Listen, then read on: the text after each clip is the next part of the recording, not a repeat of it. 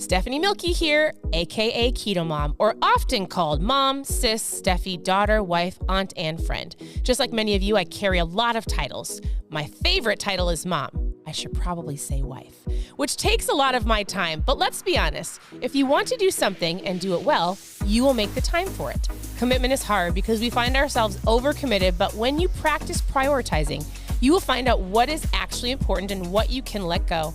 With the KetoMOM podcast, you will learn together how to manage our time, commit to the most important things in life, and I will equip you with the tools you need to feel qualified each step of the way. My name is Stephanie Milky, and welcome to the KetoMOM Secrets podcast. Good morning. Welcome to the KetoMOM page. My name is Stephanie. Good morning. Happy Friday if you're tuning in live. Welcome. This is Ranger. My name is Stephanie. This is my husband, Steve. We're going through the book called The Power to Change. Today's title is Flossing Saved My Life 3.2.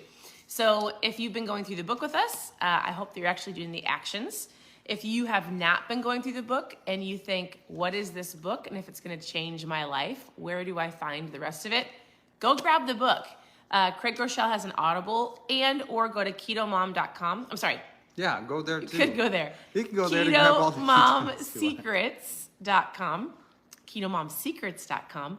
And there is all of our books that we've ever done. You can click on Mindset. So yeah, and as you can see, cute King Julian on TikTok, he is joining us today, and he's working on his stage presence. Yes, he's so great. All right, I'm going to start. He's done with He's done with you.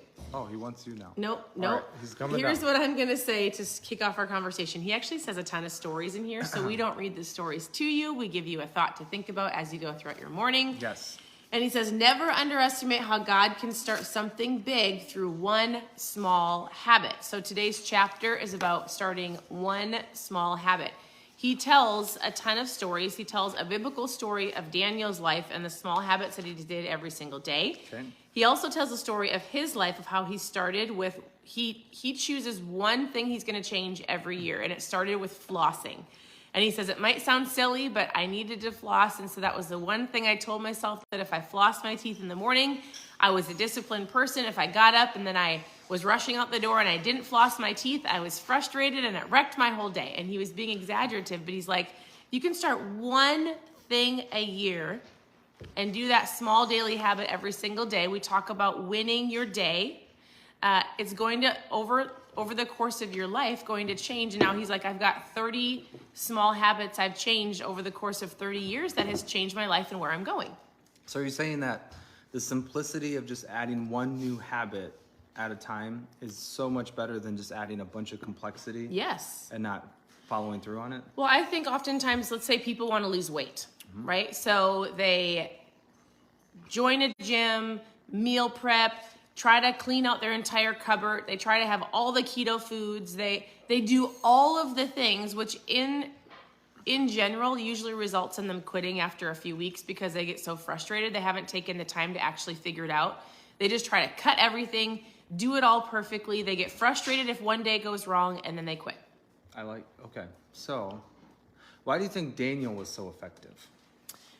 Well, in the Bible, he talks about how he just did one thing 3 times a day, or he just didn't waver on what other people thought of him. He did what he knew he was supposed to do. So he prayed 3 times a day. That was the differentiating factor for him. So what's interesting is, to me, that shows that there was a consistent effort, that regardless, no matter what the circumstances were, he never deviated from his thing.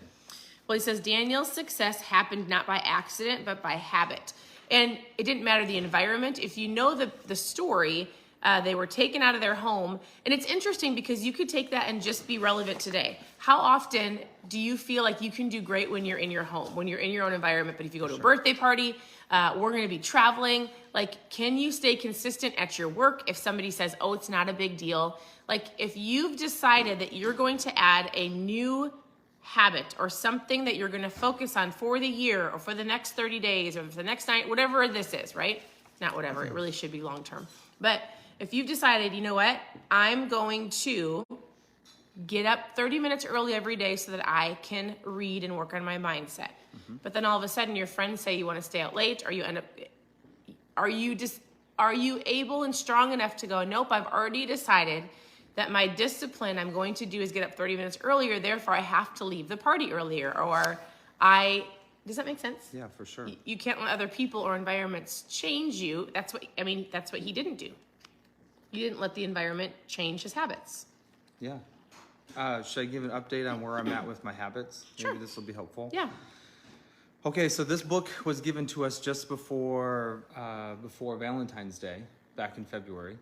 And I started reading it and I realized, wow, this is going to legitimately change thousands of people's lives. I had that moment again where I knew this was going to be a defining moment for a lot of people.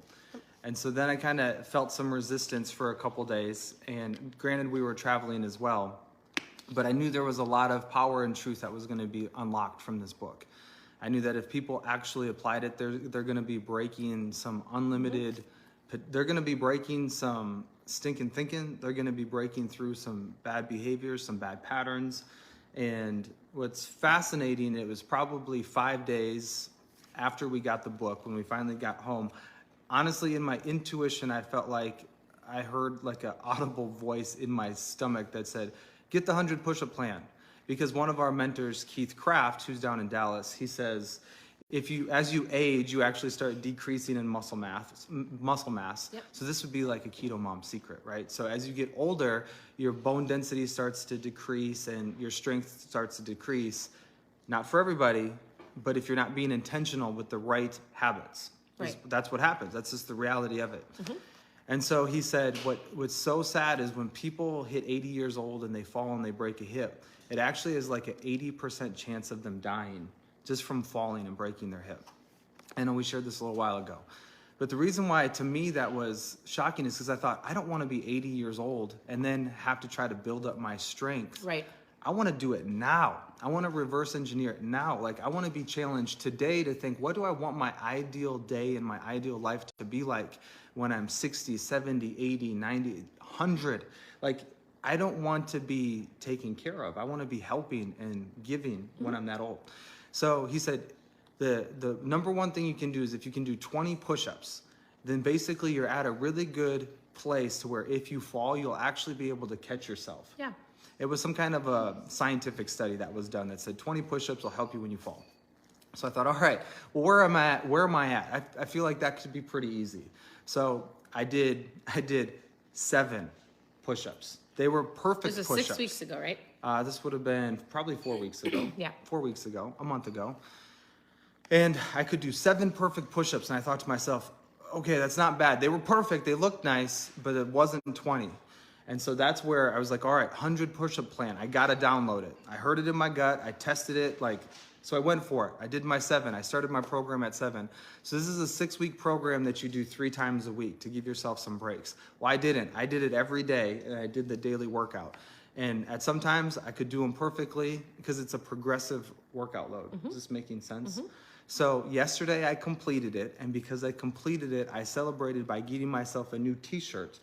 And because I got a new t-shirt that I'm putting in my closet, I'm actually removing 2 t-shirts out of my closet to give away.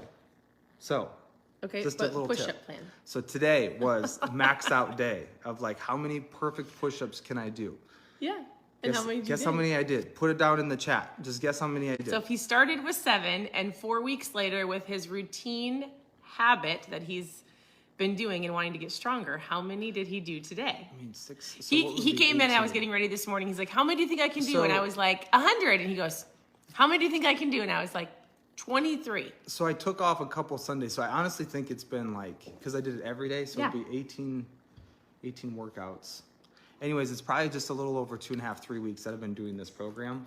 But just take a guess. Oh, Lori is pretty darn close. So do you remember what I did? 35? I did 35 perfect push-ups, perfect form push-ups. That's a 400% increase, y'all. 400%. Good. I'm pretty happy about that. I think that's amazing. And so the biggest part that we've been hammering home for the last few weeks is the who before the do, who before the do, who you are.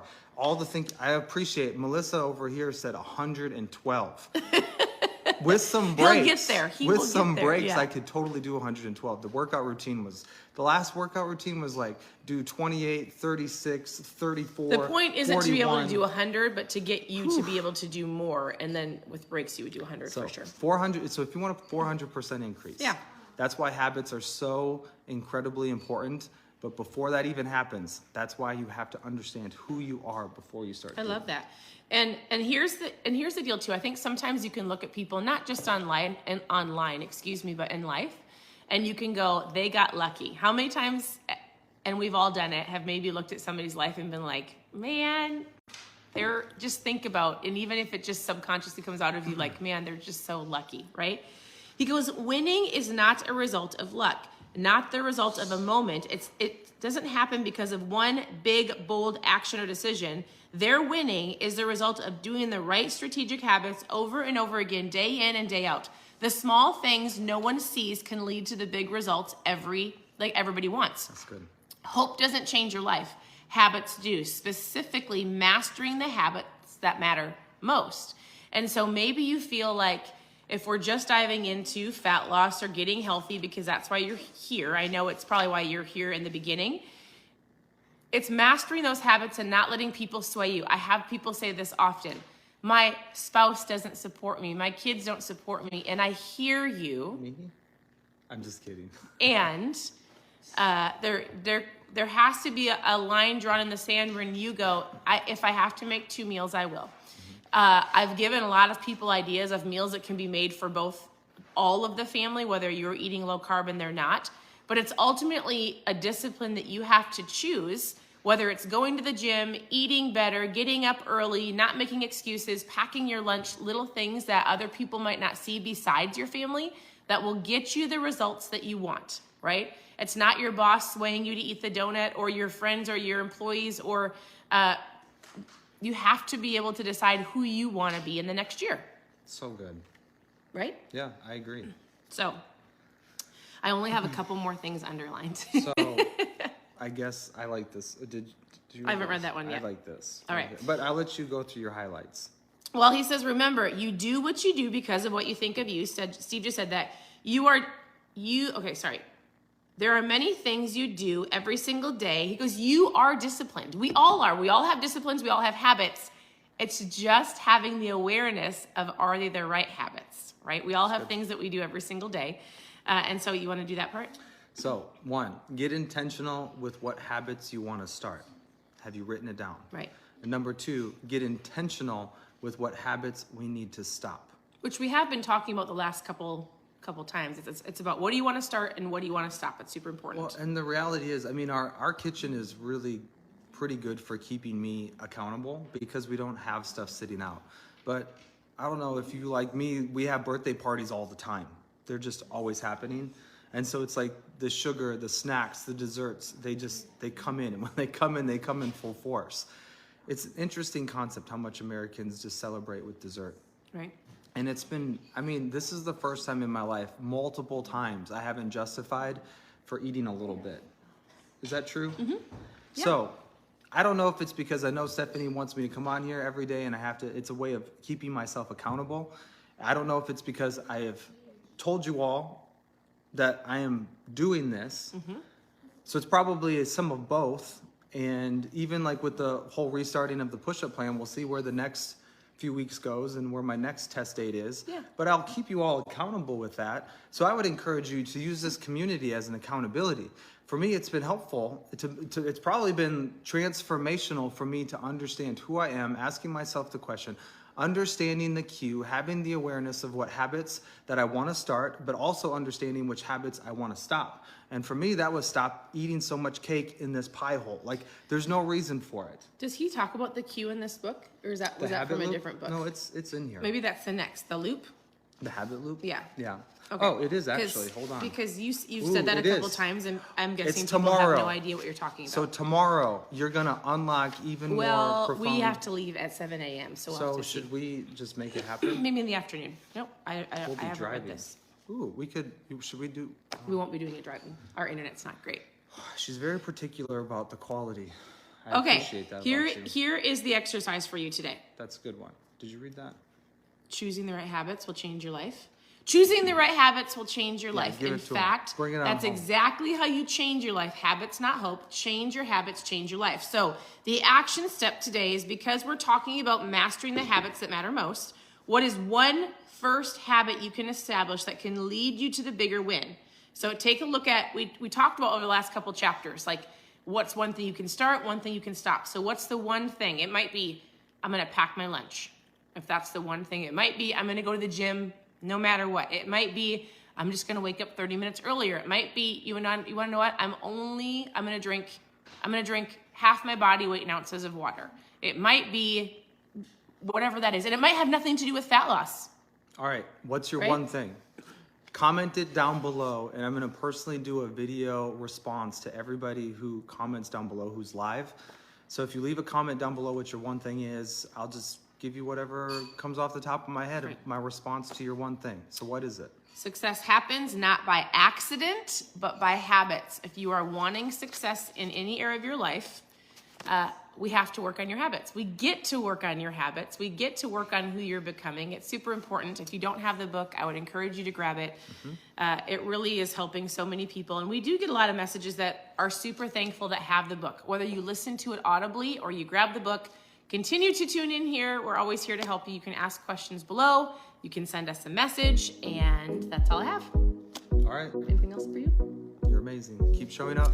All right. Share this with a friend. We appreciate the comments, and we're excited to see what breakthroughs that you have. Yes. You guys have a great day. We'll talk to you soon. Bye, everybody.